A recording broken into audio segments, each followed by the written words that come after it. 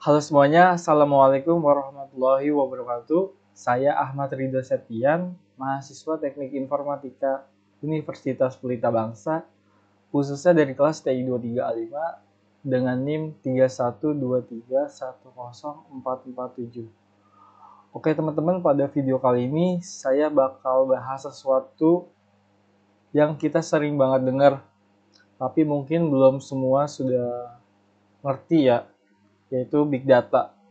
Khususnya itu alur analisanya. Oke, sebelum masuk ke materi, kita berdoa dulu. Robbi zidni ilman warzuqni fahman. Artinya, ya Allah, tambahkanlah ilmu kepadaku ilmu dan berikanlah aku pemahaman yang baik.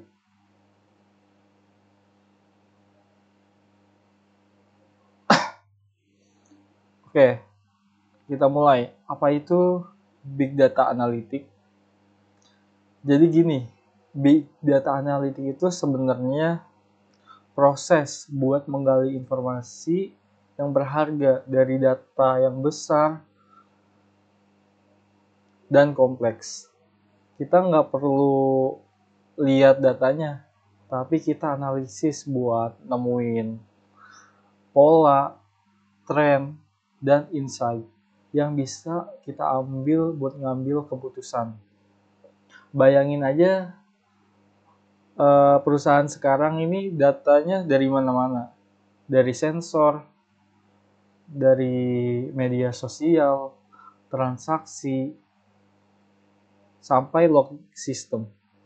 Nah, semua data itu dikumpulkan terus dianalisa supaya mereka tahu misalnya produk mana yang paling laku, pelanggan mana yang sering beli, atau bahkan tren apa yang lagi naik di media sosial. Nah, biar ngelakuin itu, biasanya kita butuh teknologi seperti machine learning, AI, artificial intelligence, statistik, NLP, natural language processing. Tujuannya apa? Ya, supaya keputusan yang kita ambil itu lebih cepat. Terus dianalisa supaya mereka bukan cuma pakai feeling semata. Oke, selanjutnya sekarang kita bahas alur analisis big data atau langkah-langkah dalam analisis. Ada 5 tahap utamanya. Yang pertama ini pengumpulan data. Ini tahap pertama, data bisa kita ambil dari mana saja. Dari sensor IoT, API, file log, file sosial, media sosial, bahkan sampai transaksi online. Ibaratnya itu kayak kita ngumpulin bahan mentah untuk kita masak. Oke, yang kedua ini ada persiapan data. Nah, sebelum datanya diolah, datanya itu harus dibersihkan dulu. Kita hapus duplikat isi data yang kosong, perbaiki error, atau normalisasi format. Kalau di dunia nyata, ini paling nyata di tahap yang paling lama, karena datanya itu sering berantakan.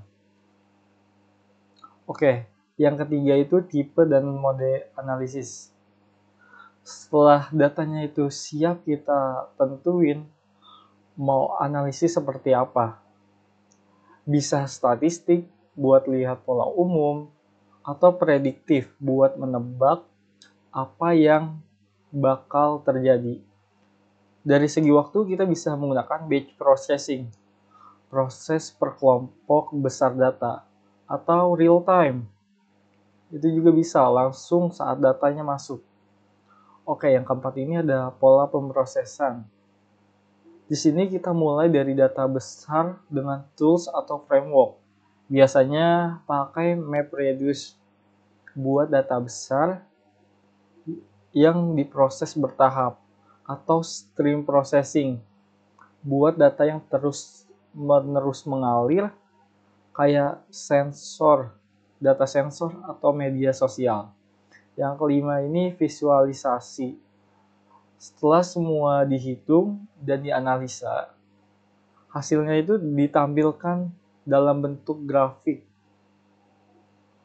dashboard atau laporan interaktif. Karena percuma kalau hasilnya bagus, tapi nggak bisa dipahami oleh orang yang harus mengambil keputusan. Oke, selanjutnya ada beberapa teknik utama dalam Big Data Analytics. Oke, yang pertama ini Association Analysis. Ini untuk mencari hubungan antar item. Misalnya, orang yang beli mie instan sering juga beli telur. Jadi bisa dipakai untuk rekomendasi produk. Yang kedua ini ada data mining dan text mining. Kalau data mining itu menggali pola dari data terstruktur. Text mining itu dari teks bebas seperti ulasan, tweet, atau komentar. Yang ketiga ini machine learning. Nah, di bagian ini yang otomatis komputer belajar dari data untuk bisa melakukan klasifikasi, prediksi, atau deteksi anomali tanpa disuruh terus. Oke, yang keempat ini ada predictive analytics. Dari data masa lalu, sistem mencoba memprediksi kejadian yang di masa depan, misalnya kapan pelanggan memungkinkan berhenti langganan. Sekarang kita masuk ke dalam studi kasus supaya lebih kebayang. Oke, ada contoh sederhana nih. Misalnya kita mau analisis ulasan durian dari pembeli. Oke, langkahnya itu kita organisasi dulu. Pisahkan kata-katanya. Terus kita hitung pakai TF-IDF factorizer untuk tahu kata mana yang paling penting di setiap ulasannya. Dari situ kita bisa ketahuan. Misalnya kata manis sering muncul. Artinya kebanyakan orang suka durian manis.